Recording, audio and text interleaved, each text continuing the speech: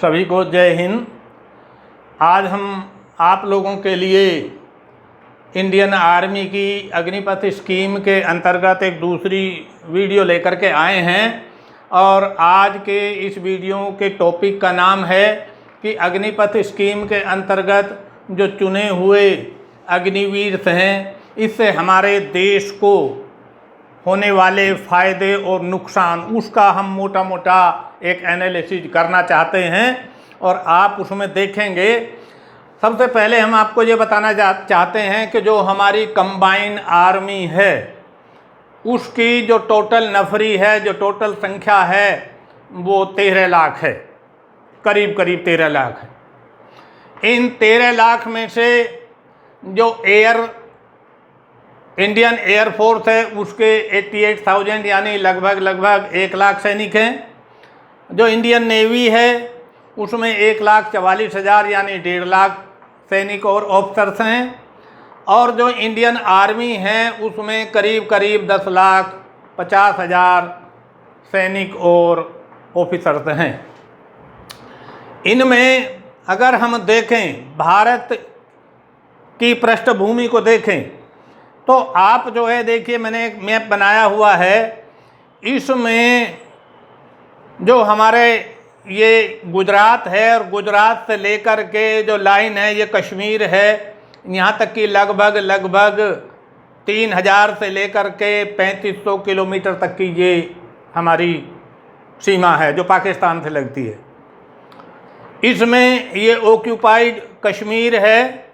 कि जो पाकिस्तान के कब्जे में है। साथ ही जो दूसरा कोना है इसको हम अक्साई चीन बोलते हैं और अक्साई चीन का मतलब आप इसको अक्साई चीन भी बोल सकते हैं कि हम ये श्योर नहीं हैं कि इस पर हमारे देश का कब्जा है या नहीं है, हम ये पूरे तरीके से नहीं कह सकते। लेकिन अगर मान भी ले कि हमारा कब्जा है तो यहाँ से लेकर के तिब्बत, नेपाल, साथ ही जो आसाम के क्षेत्र तक ये लगभग 3,500 से लेकर के 4,000 किलोमीटर तक की बाउंड्री है। इधर म्यांमार से हमारी बाउंड्री मिलती है। इस साइड में फिर हमारी बाउंड्री ये बांग्लादेश से मिलती है और साथ ही यहाँ से लेकर के ये कोस्टल एरिया आ गया सारा और ये 5200 किलोमीटर तक की हमारी जो कोस्टल बाउंड्री है जो हमारी समुद्र से लगती है, एक तरफ बंगाल की खाड़ी और दूसरी तरफ अरब सागर। तो इतनी बड़ी बाउंड्री को संभालने के लिए, देश की सुरक्षा के लिए ये 13 लाख हमारी आर्मी है। उन 13 लाख आर्मी में से सरकार की इस तरीके की पॉलिसी वो बनाई है कि हमारे देश को जवान मिलते रहें और कुछ रिटायर होते रहें। ऐसा नहीं है कि अधिक मात्रा में जवान भी रिटायर होते रहें और बहुत अधिक मात्रा में उनका रिक्रूटमेंट भी होता रहे। जो ये रिक्रूटमेंट पॉलिसी है या जो वैकेंसी क्रिएट होती हैं वो करीब 4 से लेकर के 6% होती हैं। यानी अगर हम 4% मान लें तो 13 चौका 52,000 वैकेंसी अगर हम 4% माने, और यदि हम 6% माने तो वो वैकेंसी लगभग 78,000 यानी 80,000 एक साल के अंदर फौजी और ऑफिसर्स रिटायर हो जाते हैं तीनों सेनाओं में से, और उतने ही उनका एनरोलमेंट जो है रिक्रूटमेंट फिर से होता है। यदि हम इसको 4 या 6% भी ना माने और 5% मान ले तो इसका मतलब ये हुआ कि 65,000 के आसपास में हमको सैनिक और ऑफिसर्स जो हैं वो जो रिटायर हो जाते हैं उतने ही हमको भर्ती करनी पड़ती है इस 13 लाख की टोटल नफरी के बराबर। हमने जो अपना कैलकुलेशन लिया है इस कैलकुलेशन के अकॉर्डिंग ये 5% से लिया है कि यदि 13 लाख का हम 5% निकालें तो 65,000 सोल्जर्स और ऑफिसर्स वो हमारे हर साल रिटायर होते हैं और साथ ही हमको इतना रिक्रूटमेंट करना पड़ता है। जो अग्निपथ स्कीम है इसके अंदर अब क्योंकि अग्निवीर लिए जाएंगे, रेगुलर जो जवान और ऑफिसर्स हैं वो इन अग्निवीर में से सेलेक्ट होंगे, और अगर हम ये मान लें कि लगभग 64,000 यानी 64,000 की भर्ती होती है, ये करें एक साल के अंदर, तो उसमें से हमारे देश को यानी 25% केवल कितने मिलेंगे? 25% मिलेंगे। 25% का मतलब 16,000 रेगुलर 4 साल के बाद में, यानी प्रतिवर्ष आप समझिए कि अगर हम एवरी ईयर 64,000 भर्ती करते हैं तो 16,000 जो हमें रेगुलर आर्मी के ऑफिसर और जवान ये मिले, साथ ही 48,000 हमको अग्निवीर ऐसे मिले जो 4 साल के बाद में बाहर आ जाते हैं, और जिनको हमारी सरकार ये कह रही है कि इनका हम जो एब्जॉर्ब कर देंगे और दूसरी सेनाओं में इनको, दूसरी जो पुलिस है पुलिस में भेजेंगे, पैरामिलिट्री फोर्सेज में भेजेंगे, या और एकेडमिस्ट में जाएंगे, दूसरे डिपार्टमेंट में जाएंगे। अगर हम ये देख लें कि हर साल पहले साल में हमने 64,000 भर्ती किए तो उसमें से 48,000 हमारे अग्निवीर बाहर आ गए इंडियन आर्मी से और 16,000 रेगुलर मिल पाए। दूसरे साल में भी वही तरीका, 16,000 रेगुलर मिले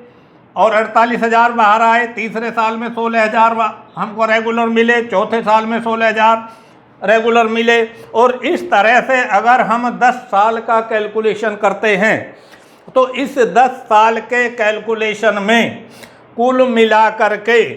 हमारे देश को 1,60,000 तो ऑफिसर्स और सैनिक ये रेगुलर मिलेंगे, और साथ ही 4,80,000 ये ऐसे होंगे जो अग्निवीर हमारे सेना से आउट हो जाएंगे, या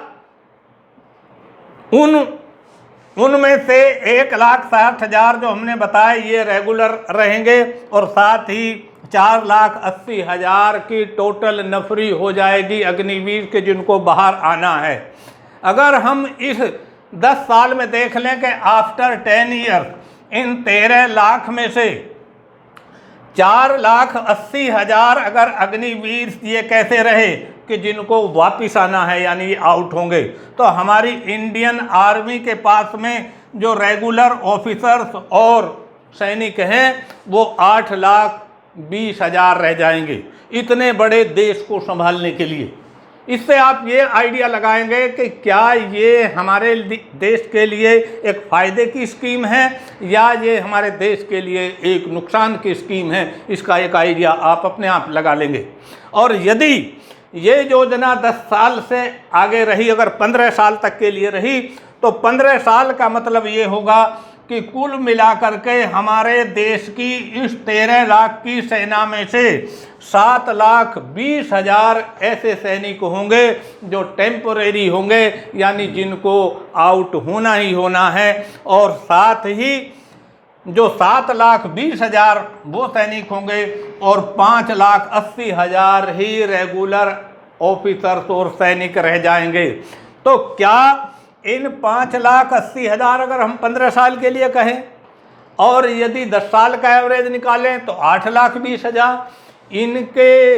इन 8,20,000 या 5,80,000 से हमारे देश की सुरक्षा हो सकती है? मुझे ये ऐसा लगता है कि यदि हमारे देश की लड़ाई या तो पाकिस्तान से या चाइना से हो जाती है तो कभी ऐसा ना हो कि जैसे 23 जून, यानी आज 23 जून है, 23 जून 1757 को अंग्रेज़ों ने एक लड़ाई, पलासी की लड़ाई, ये यहाँ लड़ी थी बंगाल के नवाब सिराजुद्दौला से, और बंगाल के नवाब के पास में 50,000 सैनिक थे और जो ब्रिटिश सेना के पास में केवल 3,000 थे। और क्योंकि वो 50,000 ट्रेंड नहीं थे, ये भी ध्यान रखिए, ट्रेंड केवल ब्रिटिश सोल्जर थे, जिसमें इंडियन भी थे 2100 और 900 केवल ब्रिटिश सोल्जर्स थे। इन 3,000 ने इन 50,000 सैनिकों को हरा दिया था, और साथ ही बंगाल, बिहार और उड़ीसा के दीवानी अधिकार वो ले लिए थे, यानी उनको टैक्स वसूलने का अधिकार अंग्रेज़ों ने ले लिया था। तो कभी ये स्थिति बन गई तो हमारे देश को बहुत बड़ा नुकसान होगा। और ऐसा न हो जाए कि हमारे देश को अगर चाइना से वार होता है तो इस साइड का ये कोई हिस्सा खोना पड़ जाए या इस साइड का ये कोई हिस्सा खोना पड़ जाए। क्यों कि जो अगर हम ये मान लें कि हमारे देश की संख्या तो सैनिकों की बढ़ सकती है, क्योंकि अगर 7,20,000 ये सैनिक ये वापिस आ गए, 7,20,000 ये और 7,20,000 ही जो इस 13 लाख को बनाने के लिए बनेंगे, यानी टोटल वो होंगे, तो कुल मिलाकर के 7 दूनी 14 यानी 14,20,000 ऐसे अग्निवीर होंगे, 14,40,000 कि जो दूसरी सेनाओं में या दूसरी पुलिस में, दूसरे डिपार्टमेंट में काम कर रहे हैं या इंडियन आर्मी में काम कर रहे हैं, और साथ ही हमारे पास में 6 लाख के आसपास ही सेना रेगुलर रहेगी। तो ऐसा ना हो कि ये अनट्रेंड सैनिक ये कोई लड़ाई ना लड़ सके, क्योंकि जो ये अग्निवीर जाएंगे इनका केवल और केवल एक मकसद रहेगा कि किसी तरीके से वो सर्टिफिकेट हमको मिल जाए, जिस सर्टिफिकेट की मदद से हम दूसरी सर्विस ले सकते हैं। उनका केवल एक यही मोटो रहेगा, उनका देशभक्ति का शायद मोटो ना रहे। तो ये योजना मुझे लगता है कि हमारी सरकार को 10 या 15 सालों के बाद में फिर से एक प्लान बनाना पड़े, ये योजना वापस लेनी पड़े। और अगर ये योजना वापस लेनी पड़ेगी तो 10 साल के दौरान हमारे देश के जो बच्चे जो अग्निवीर बन रहे हैं इनके साथ में एक धोखा होगा। तो लगता है कि हमारी सरकार को इस पर अगर पुनर्विचार करे, इसको देखे और जो बेहतरीन स्कीम है, जो बेहतर हो सकता है, वही योजना उसको क्रियान्वित करे। तो इसी के साथ आपको ये मेरा एनालिसिस कैसा लगा, आप इस वीडियो को लाइक करें, इस पर शेयर इसको कीजिए, इस पर अपना कमेंट्स भी आप करें और साथ ही वीडियो चैनल को सब्सक्राइब करें। इसी के साथ जय हिंद।